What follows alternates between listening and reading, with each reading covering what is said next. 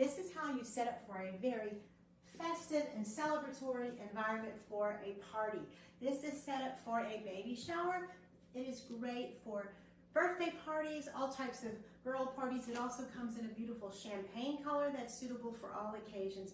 Look at all the great things that are included. If you want your party to be festive and vibrant and fun, this is the piece to get. It comes with 76 pieces, all in one party kit.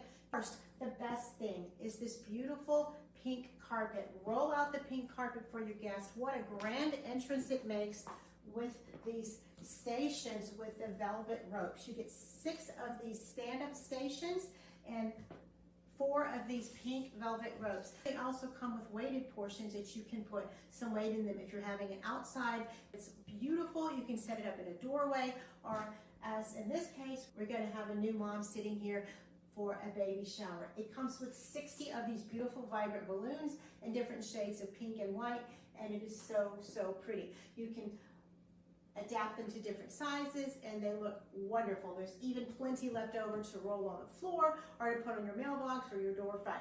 These beautiful foil festive colors come in 2 very long pieces that have 2-sided tape on the top of them, and they can fit and attach to just about anything.